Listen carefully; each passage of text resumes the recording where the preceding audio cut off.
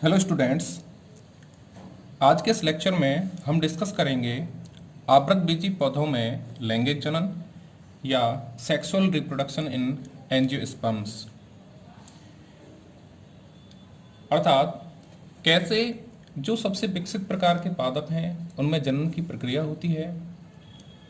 हालांकि हमने इससे पहले के लेक्चर्स में अलैंगिक तथा कायिक प्रकार के जनन का उल्लेख किया था, किंतु लैंगिक जनन की जो प्रक्रिया है वह अत्यधिक विकसित प्रकार की एवं अत्यधिक सोफिस्टिकेटेड प्रकार की प्रक्रिया होती है, जिसे इस टॉपिक के माध्यम से हम समझेंगे। यहाँ सबसे पहले हम कुछ बातों पर ध्यान देते हैं।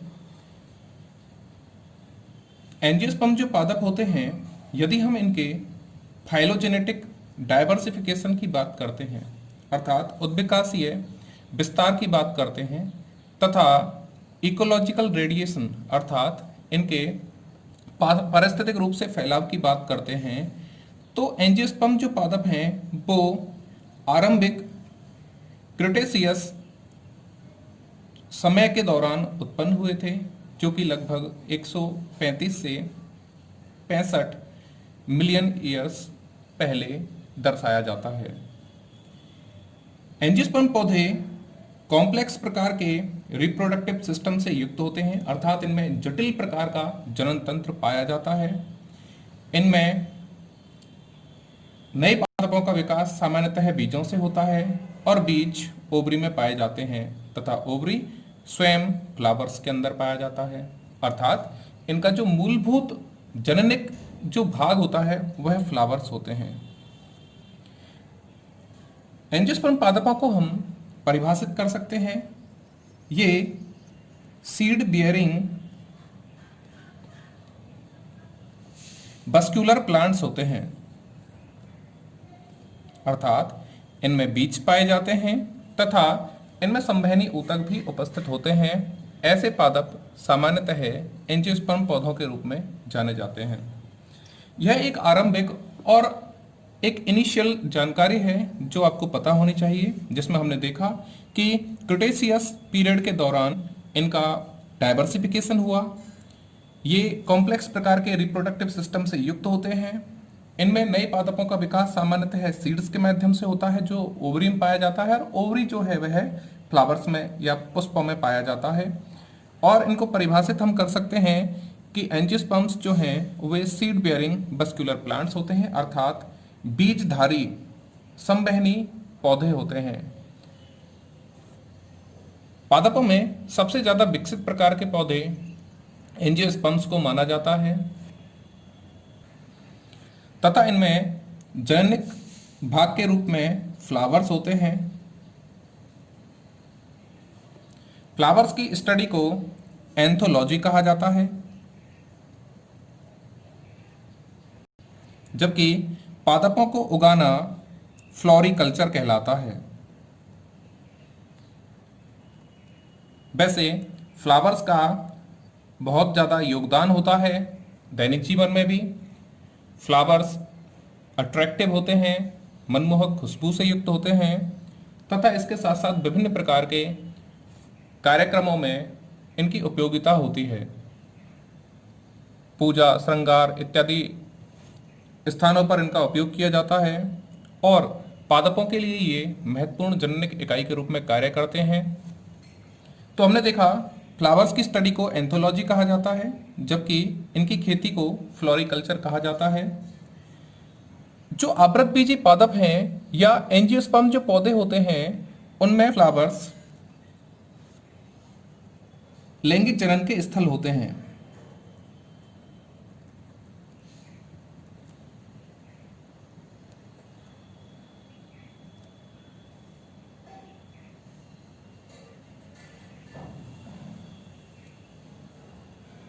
तो आवृतबीजी पादपों में या एंजियोस्पर्म पादपों में पुष्प लैंगिक जनन के मुख्य अंग होते हैं या लैंगिक जनन के मुख्य स्थल के रूप में पाए जाते हैं। और इन आवृतबीजी पादपों में लैंगिक जनन इन्हीं पुष्पों द्वारा संपादित होता है। अब हम पुष्प के बारे में डिटेल से डिस्कशन करते हैं। प्रोफेसर गौथे के अनुसार पुष्प या फ्लावर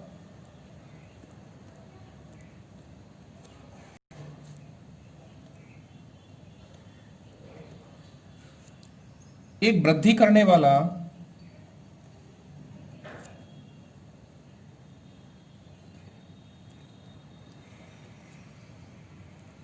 रूपांतरित प्ररोह होता है।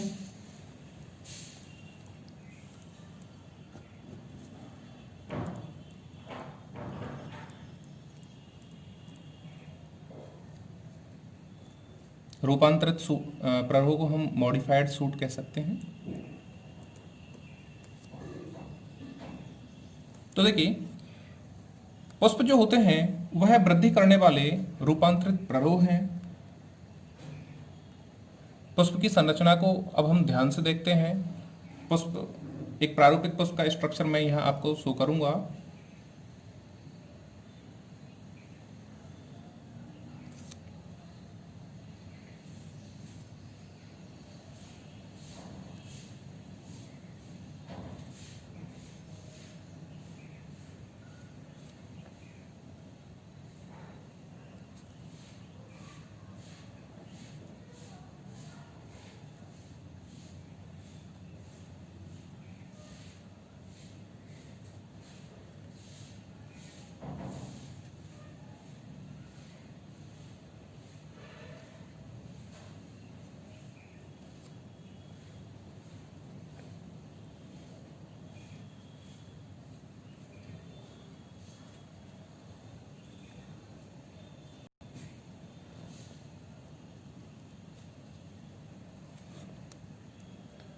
इस प्रकार से हम एक प्रारूपिक जो पुष्प है उसका स्ट्रक्चर यहाँ बना सकते हैं। अब हम इसके भागों को देखते हैं।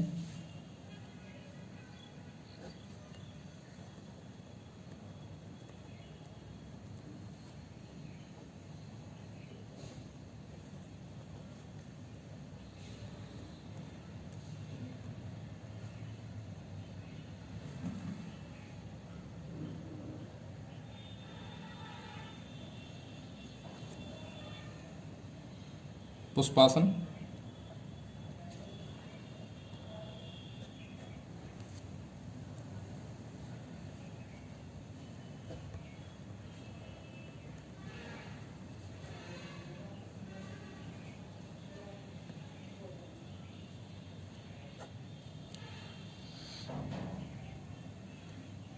एक एक को अब यहाँ समझते हैं।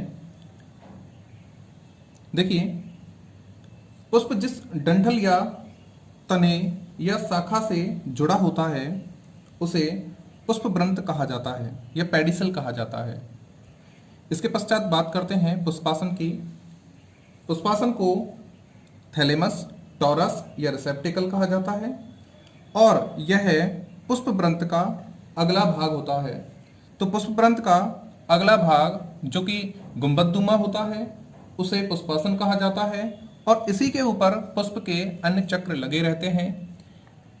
हम इसकी बात करते हैं। सबसे बाहरी चक्र है कैलिक्स, इसके पश्चात में करोला, एंड्रोशियम और अंतिम चक्र गाइनोसियम।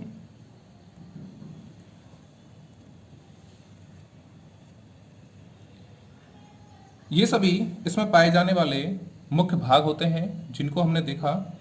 इन दो का डिस्कशन हम कर चुके हैं। इसके पश्चात में सबसे बाहरी चक्र कैलिक्स होता है, दूसरा चक्र करोला, तीसरा चक्र एंड्रोशियम तथा अंतिम जो चक्र है वह गाइनोशियम होता है। याद रखिए, एक प्रारूपिक पुष्प में हम नर तथा मादा दोनों ही अंगों को सम्मिलित करते हैं। कभी कभी इनकम्प्लीट फ्लावर्स में इनमें से कोई एक अथवा इससे अधिक जो पत्र हैं वह अनुपस्थित भी हो सकते हैं। अब हम एक एक भाग को डिटेल से डिस्कस करेंगे। तो सर्वप्रथम हम बात करते हैं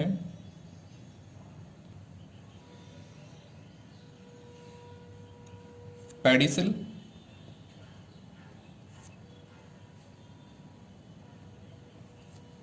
स्पेलिंग मिस्टेक है, यहाँ CEL होता है। देखिए, पेडिसिल को पुष्पवृंत कहा जाता है। तो पुष्प जिस डंठल नुमा संरचना पर लगता है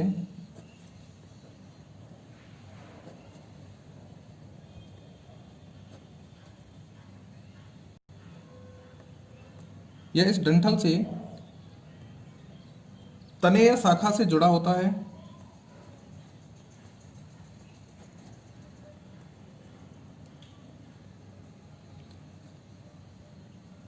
उसे पेडिसल कहा जाता है।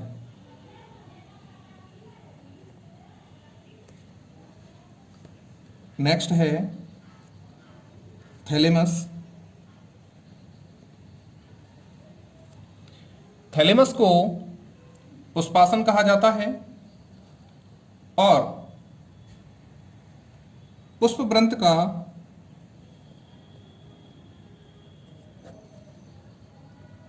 अग्रभाग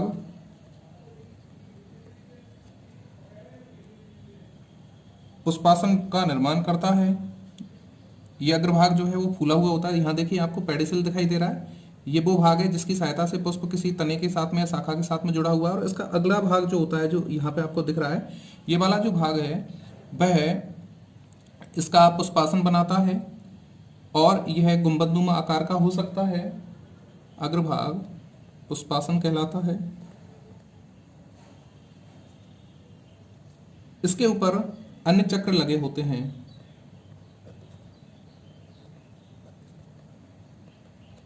जिन्हें पुष्प चक्र कहा जाता है। पुष्प चक्र लगे होते हैं।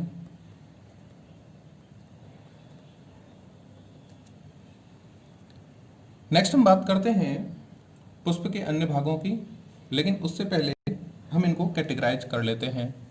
तो देखिए, एक प्रारूपिक जो पुष्प होता है उसमें मुख्यतः 4 चक्र पाए जाते हैं। ये 4 चक्र कौन कौन से हैं? कैलिक्स, कोरोला, एंड्रोशियम तथा गाइनोशियम। ये 4 चक्र इसमें उपस्थित होते हैं। तो जिन पुष्पों में ये चारों चक्र उपस्थित होते हैं उन्हें कंप्लीट फ्लावर कहा जाता है या पूर्ण पुष्प कहा जाता है। और यदि इनमें से कोई एक भी चक्र यदि अनुपस्थित हो किसी पुष्प में, तो ऐसा पुष्प इनकम्प्लीट फ्लावर या अपूर्ण पुष्प कहलाता है।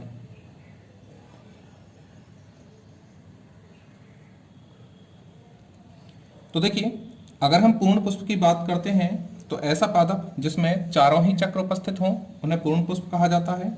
इसके एग्जाम्पल के तौर पर हम ले सकते हैं सरसों, मस्टर्ड कहा जाता है। इसके अलावा गुड़हल, ये पूर्ण पुष्प की श्रेणी में आते हैं। और अनेक पादपों में इस प्रकार की स्थिति होती है।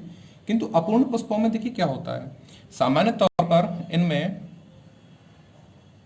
कोई एक या कभी कभी एक से अधिक जो चक्र हैं वह अनुपस्थित होते हैं। कुछ पुष्पों में एंड्रोशियम अनुपस्थित होते हैं, कुछ पुष्पों में गाइनोशियम अनुपस्थित होते हैं। तो इसके आधार पर हम इनको नर एवं मादा पुष्प के रूप में भी परिभाषित करेंगे। लेकिन यदि इन चारों में से कोई एक भी अनुपस्थित है तो ऐसी दशा में उस पुष्प को अपूर्ण पुष्प कहा जाता है। और ऐसी स्थिति देखने को मिलती है लौकी, गौड़ और पपीता इत्यादि में।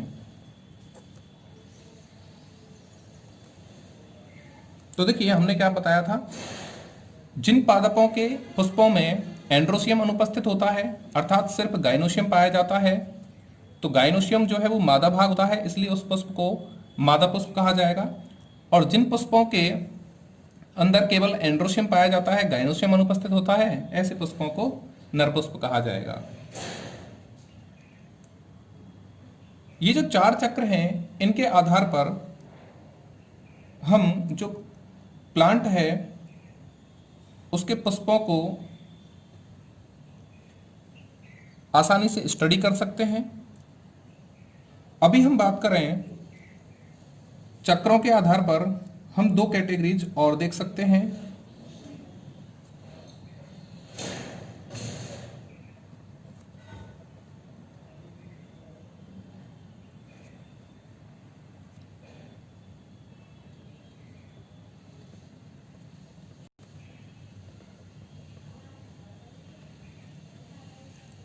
देखिए, किसी भी जो प्लांट होता है उस प्लांट के पुष्प में बाह्य दलपुंज तथा दलपुंज, जिनके बारे में अभी डिटेल से डिस्कस करूंगा, ये दोनों जो चक्र होते हैं वो बंद होते हैं, अर्थात जनन में भाग नहीं लेते, तो इन्हें पुष्प के सहायक चक्र कहा जाता है। अर्थात जो सिर्फ जनन में सहायता करते हैं तो इन्हें सहायक चक्र कहा जाता है। और इसमें कौन कौन आता है? इसमें आता है कैलिक्स तथा कोरोला। जबकि एसेंशियल हॉर्न्स की हम बात करते हैं, इन्हें जननशील चक्र या आवश्यक चक्र कहा जाता है। इसमें आता है एंड्रोशियम तथा गाइनोशियम। तो देखिए, इन चक्रों को हमने कैटेगराइज कर लिया। वे चक्र जो जनन में सहायक होते हैं लेकिन जनन के लिए आवश्यक नहीं होते और बंद होते हैं, उन्हें सहायक चक्र कहा जाता है। इंग्लिश में इन्हें एसेसरी हॉल्स कहा जाता है और इसमें कैलिक्स तथा कोरोला आते हैं। जबकि वे चक्र जो कि जनन के लिए अति अनिवार्य होते हैं, अर्थात इनके कारण ही जनन संभव हो पाता है, तो ऐसे चक्रों को आवश्यक चक्र या जननशील चक्र कहा जाता है।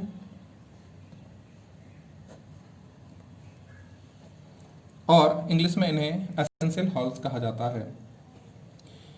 एक पुष्प जो है उसमें मुख्यतः 4 प्रकार के चक्र पाए जाते हैं। पहला है कैलिक्स। कैलिक्स को बाह्यदल पुंज कहा जाता है।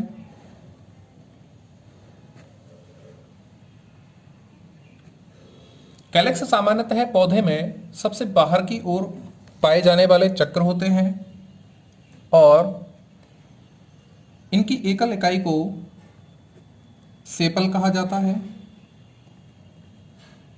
अर्थात बाह्य दल कहा जाता है। ये सामान्य तौर पर हरे कलर के होते हैं एवं कलिकावस्था में पुष्प की सुरक्षा करने का कार्य करते हैं। कलिकावस्था में जो फ्लावर है उसकी सुरक्षा करने का काम करते हैं, प्रोटेक्शन करने का काम करते हैं तथा अतिरिक्त बाष्पोत्सर्जन को रोकने का भी कार्य करते हैं। और चूंकि ये ग्रीन कलर के होते हैं, अतः फोटोसिंथेसिस की प्रोसेस में भी मदद करते हैं और यह सबसे बाहरी चक्र के रूप में पाया जाता है, आउटर मोस्ट हॉर्न। ध्यान दीजिए, कैलिक्स, कोरोला, एंड्रोशियम तथा गाइनोशियम ये सभी पत्तियों के रूपांतरण से मिलकर बनते हैं। कैलिक्स के बाद में दूसरा चक्र आता है, इसे कोरोला कहा जाता है। कोरोला को दलपुंज कहा जाएगा और इसकी एकल इकाई को पेटल कहा जाता है। पेटल को हिंदी में दल कहा जाता है। यह दूसरा चक्र होता है जो कि बाह्य दल के अंदर की ओर पाया जाता है, तो दूसरा चक्र है। ये सामान्य तौर पर रंगीन तथा चमकदार कलर वाले होते हैं या चमकदार रंगों वाले होते हैं, जिनके आकर्षक रंगों के कारण कीट पतंगे किसी पुष्प की तरफ आकर्षित होते हैं। इसकी एकल इकाई दल कहलाती हैं। अनेक दल मिलकर के दलपुंज बनाते हैं। उसी प्रकार से अनेक बाह्य दल मिलकर के बाह्य दलपुंज का निर्माण करते हैं। कभी कभी कुछ पादपों में कैलिक्स तथा कोरोला का भेद संभव नहीं हो पाता। ऐसी कंडीशन में इन्हें पेरियंथ या परिदलपुंज कहा जाता है और इनकी जो एकल इकाई होती है उसे टेपल कहा जाता है, परिदल। तो देखिए, कुछ पौधे ऐसे भी होते हैं जिनमें बाह्यदलपुंज तथा दलपुंज इन दोनों का डिस्टिंक्शन जो होता है वो नहीं हो पाता या इनका पता लगना आसान नहीं होता, अर्थात वे दोनों एक ही कलर के हो सकते हैं या समान आकार आकृति के हो सकते हैं, अतः इनमें विभेद किया जाना आसानी से पॉसिबल नहीं है। ऐसी दशा में इन दोनों ही चक्रों को सम्मिलित रूप से पेरियंथ कहा जाता है और इसकी एकल इकाई को टेपल कहा जाता है। नेक्स्ट जो चक्र आता है तीसरा, उसे एंड्रोशियम कहा जाता है। एंड्रोशियम जो है यह हिंदी में इसे पुमंग कहा जाता है और इसकी एकल इकाई को स्टेमिन कहा जाता है। हिंदी में स्टेमिन को पुंकेसर कहेंगे। यह पौधे का तीसरा चक्र है। हम प्रारूपिक पुष्प के आधार पर बात कर रहे हैं, तो यह पौधे का तीसरा चक्र है तथा इसे नर जननांग भी कहा जाता है।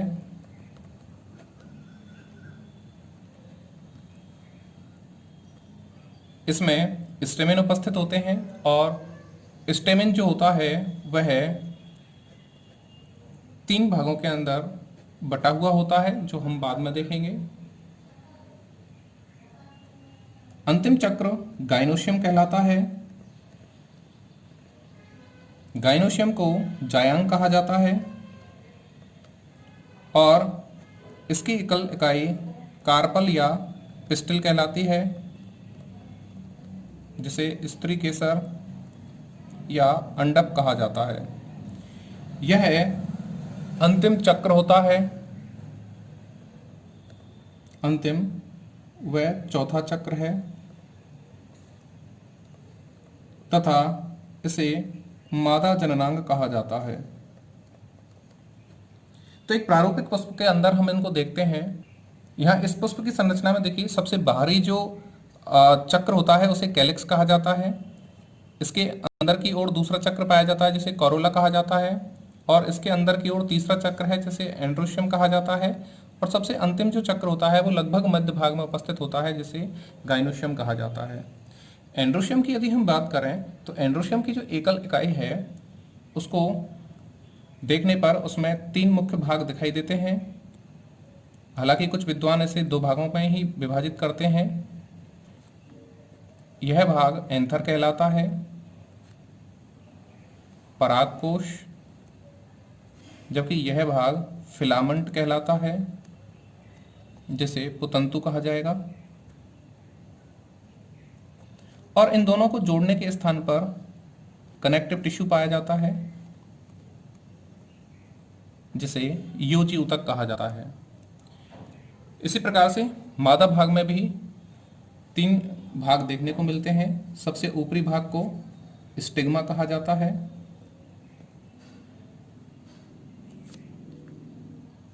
दूसरा भाग स्टाइल कहलाता है और तीसरा और अंतिम भाग जो कि फूला हुआ है उसे ओवरी कहा जाता है और इस ओवरी में ओव्यूल या बीजांड उपस्थित होता है।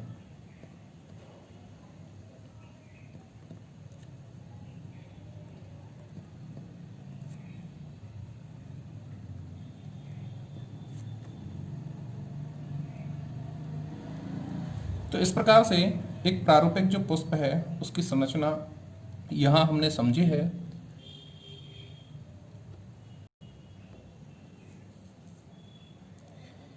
यह डायग्राम बोर्ड की बुक में दिया हुआ है जिसको आप देख सकते हैं।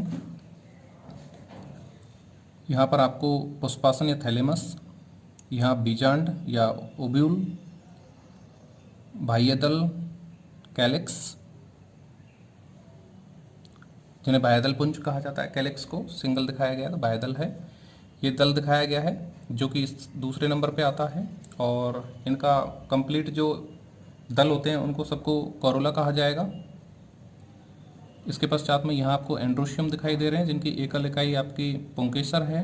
इसको यहाँ 2 भागों में बांटा हुआ है इन्होंने, परागकोश और पुतंतु, और यहाँ पे यूजीन में उपस्थित होता है। इसी प्रकार से अंतिम जो भाग है उसको यहाँ पे इन्होंने दिखा रखा है। यह भाग गाइनोशियम है और इसकी एकल इकाई जो है उसे अंडप कहा जाता है। ऊपरी भाग वर्तिकाग्र या स्टिग्मा, दूसरा भाग जो पतला लंबा नलिकाकार होता है वह कहलाता है वर्तिका जिसे स्टाइल कहा जाता है और अंतिम भाग फूला हुआ होता है जिसे अंडाशय कहा जाता है। तो इनके ऊपर हम डिटेल्ड स्ट्रक्चर जो है उसको हम देख चुके हैं बुक के अकॉर्डिंग। इसके पश्चात में हम रिप्रोडक्शन के संदर्भ में चर्चा करेंगे जो कि नेक्स्ट वीडियो में आपको बताया जाएगा।